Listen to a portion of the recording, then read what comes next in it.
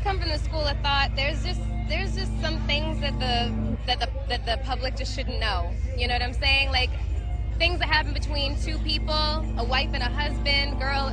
I just don't think that it's for mass consumption. I just have always felt that way, and I just think that the whole idea of celebrity and fame has become really convoluted and, you know, kind of bastardized. Like whereas fame used to be the byproduct of success, and now it's the ultimate goal. And if your ultimate goal is to be famous, then you're gonna do a lot to get there. Like sign your name in blood in a contract with the devil. Like you're gonna end up on a one-way street and it's going nowhere. Like that's just the truth. I've seen so many people like forsake their moral code and their value systems just for a little bit of fame, and it's not worth it at the end of the day. It's really not worth it. A household where all I ever did was listen to gospel music, and my parents are both traveling ministers, and so I kind of sang about, you know, what was going on in my life at 15, and that's how I got introduced to the music industry. I swear I wanted to be like the Amy Grant of music, yeah, but it didn't work out, and so I mixed with the devil. Honestly, too scared to stand up for something. They scared to lose their fucking house. Or they scared to lose their record deal.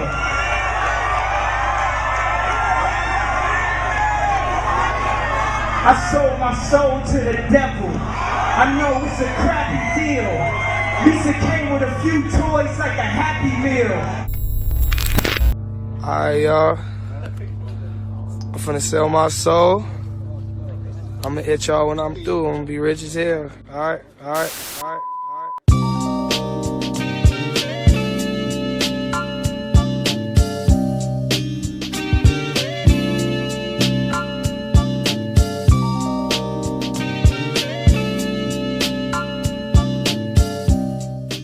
Hey, what's good everybody? It's your boy, Seethruthescript here, back with another video, and this time I'm going to be exploring the very concept of selling your soul, aka making a deal with the devil.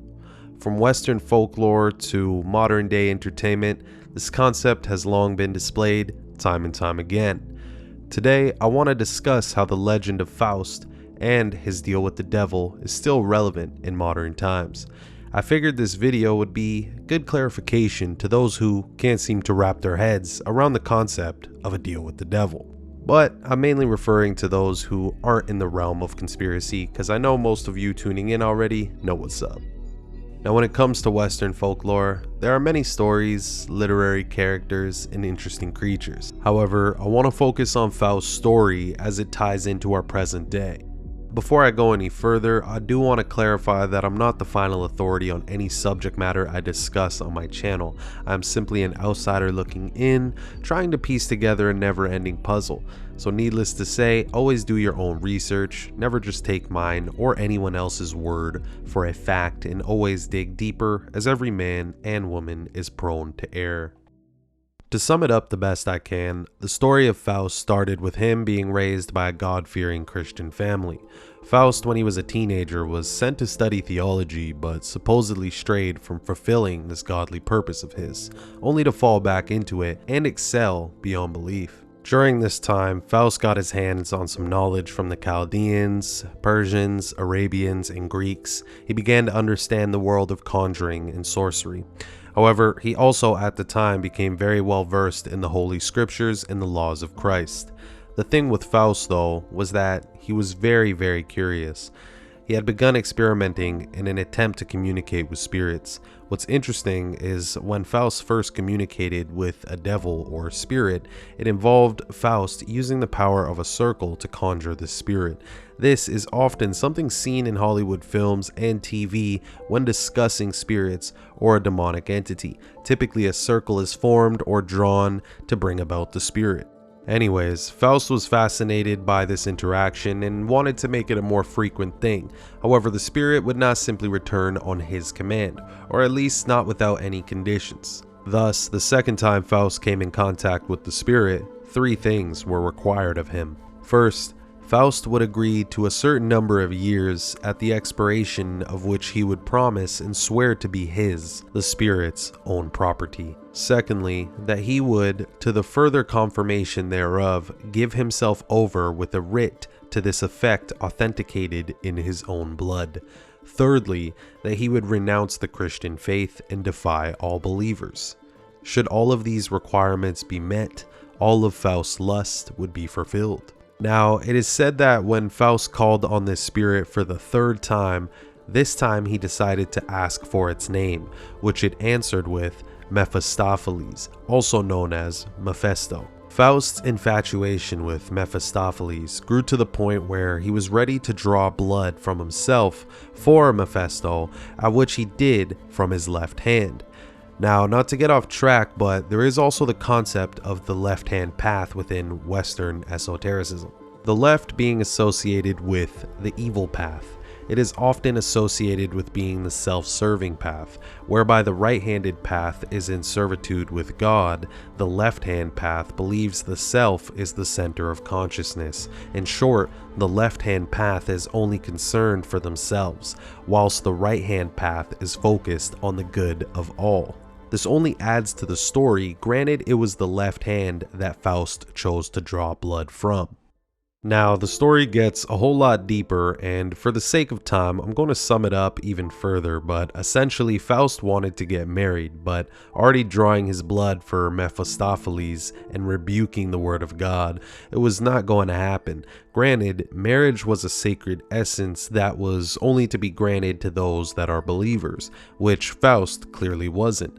This is when Mephisto, aka Satan, got in his head and reminded him of his devilish purpose. Intrigued by this, Faust fell even deeper into his ways.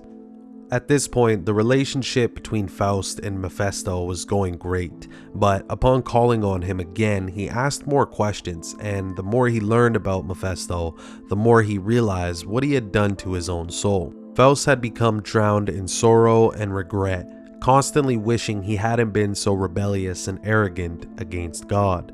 These thoughts came after Faust learned more about the origins of Mephisto and the very dreaded place that we refer to as Hell. Faust began to realize that he had endangered his own salvation by pledging himself to the devil, aka Mephisto. The story essentially ends with Faust trying to find a glimpse of hope to return to God's grace, and in doing so he would try to contemplate the word of God, only to be deceived by the devil in the form of a beautiful woman, leading Faust to quickly forget what he truly wanted in return for temporal and worldly things. Bear in mind, there is a lot more to that story. That was just a brief summary for you Western folklore fanatics. Now, with all of that out of the way, let's read Britannica's definition of a Faustian bargain. A Faustian bargain is a pact whereby a person trades something of supreme moral or spiritual importance, such as personal values or the soul, for some worldly or material benefit, such as knowledge, power, or riches. The term refers to the legend of Faust, or Faustus, or Dr. Faustus, a character in German folklore and literature who agrees to surrender his soul to an evil spirit. In some treatments, Mephistopheles, or Mephisto, a representative of Satan, after a certain period of time in exchange for otherwise unattainable knowledge and magical powers that give him access to all the world's pleasures. A Faustian bargain is made with a power that the bargainer recognizes as evil or immoral. Faustian bargains are by their nature tragic or self-defeating for the person who makes them, because what is surrendered is ultimately far more valuable than what is obtained, whether or not the bargainer appreciates that fact. Okay, so before I explain how this connects to the modern world, allow me to share a few gematria-related finds. First, it's important to know that Faust was heavily involved in necromancy, which is the supposed practice of communicating with the dead in order to predict the future. This is also referred to as sorcery, black magic, and/or witchcraft. Notice necromancy, witchcraft, and illusion all equal 666. Illusion ties in because that's all the devil deals in. in illusions: the illusion of riches, the illusion of fame, the illusion of happiness. The definition of illusion is to be deceived by a false perception or belief. It's a trick on the mind, which in the story of Faust is clearly the case. Granted, he realized that all he got from Mephisto was temporal things in exchange for his own eternal salvation. What's also interesting is that the devil that Faust made his deal with went by the name Mephistopheles, also called Mephisto, which holds the value of 666. As mentioned before, the number 666 is the 36th triangular number, and notice that the word demonic equals 36 in the most pure cipher. But without further ado, let me compare the story of Faust to the story of none other than Jonathan Lindale Kirk, popularly known as DaBaby. DaBaby came into the game in a bizarre way. Yearning for fame, he decided to label himself Baby Jesus, hailing from North Carolina, which is part of the Bible Belt. Knowing this would generate him some buzz, just off controversy alone, he continued to run with it until people became more familiar with his name. He also got some attention around him because he would actually wear a diaper. He even showed up to an interview in a diaper. He went to South by Southwest in a diaper. So yeah, that's a whole other thing. However, he originally started putting out music in 2014, 2015, gaining the attentions of labels around 2017, 2018. But it was by 2019 that he would achieve his wildest dreams of signing to a major record label on January 23rd of 2019. DaBaby signed to Interscope Records and South Coast Music Group in a partnership deal, and then he was granted his own imprint through Interscope titled $1 Billion Baby Entertainment. However, here is when the Faustian bargain really started to take play. Just like Mephisto had 3 requirements of Faust, it seemed that the industry had the same for DaBaby. Now remember, the 3 requirements were: first, give up your soul to the devil as it will take ownership over you; secondly, the act of taking oath by blood; and thirdly, that he would renounce the Christian faith and defy all believers. So let's go step by step and break this down, using DaBaby as the example.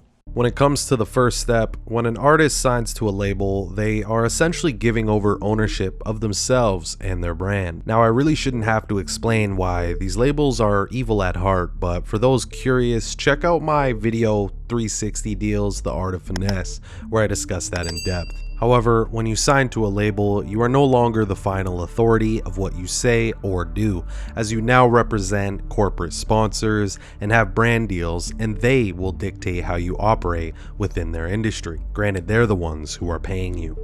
Next, the signing of blood. Obviously, I have no way of knowing if that is something DaBaby had literally done, but he has given up his blood in another way, through the blood sacrifices of family members as an offering to the immoral bargainer. Now, I want to briefly read from the Jesuit oath, where it states, "In confirmation of which I hereby dedicate my life, my soul, and my corporal powers, and with this dagger which I now receive, I will subscribe my name written in blood in testimony thereof, and should I prove false or weaken in my determination, may my brethren and fellow soldiers of the militia of the Pope cut off my hands and my feet, and my throat from ear to ear, rip my belly open, and sulfur burn therein, and all the punishments that can be inflicted on me on earth, and my soul be tortured by demons in an eternal hell forever."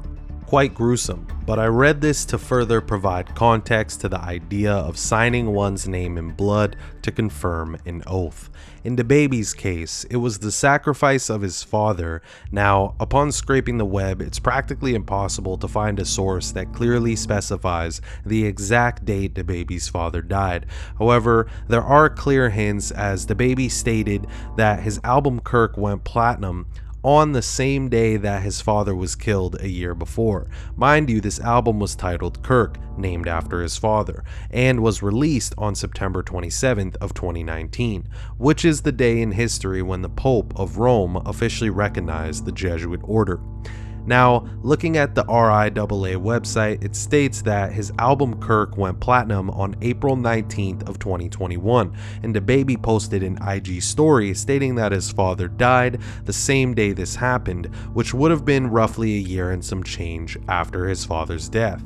Another clear hint that April 19th was the day that he lost his dad comes from an article on Hot New Hip Hop where it states, he let all of his emotions out early this morning, December 1st, on his Instagram story, first detailing how his father's death impacted him as he was blowing up as an artist. Quote, 1 month after I signed and dropped my debut album, Baby on Baby, in 2019, my little brother hit me and told me my daddy was found dead in his crib, and I was the hottest rapper in the world, spending my entire breakthrough year hurting behind a fake ass smile, using my hustle to block out how fucked up I was about my daddy dying unexpectedly, end quote.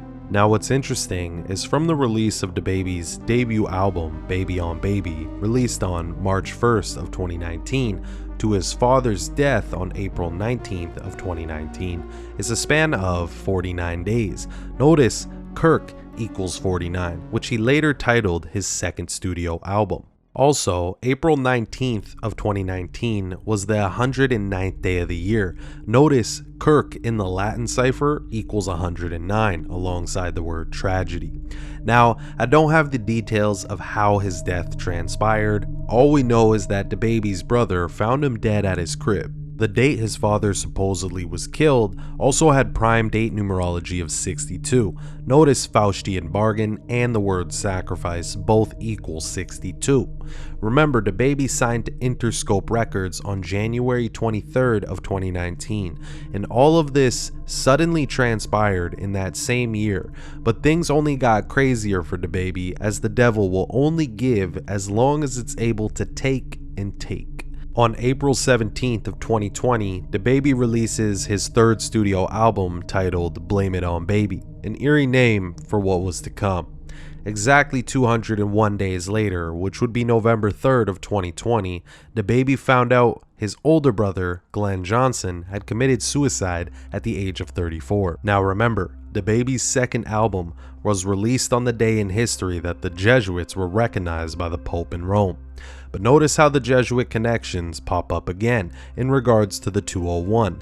Note the Jesuit order, Ignatius of Loyola, who's the founder of the order, and Jorge Mario Bergoglio, the first ever openly Jesuit pope in the Vatican, all equal 201. The connections honestly just go on and on. However, earlier I mentioned how DaBaby's father, Kirk, died 49 days after the release of his first album, Baby on Baby. Well, DaBaby's brother died 49 days before DaBaby's birthday, and notice it was after the release of his album titled Blame It On Baby, which also equals 49. Now, this was ultimately DaBaby's second blood offering to the immoral bargainer being the labels, but like Faust, DaBaby still had a third requirement that needed to be fulfilled, which was to denounce his Christian faith and defy all believers. And in all honesty, some could argue that he was already doing that by calling himself Baby Jesus. However, in 2022, DaBaby and his label took it to a whole new level.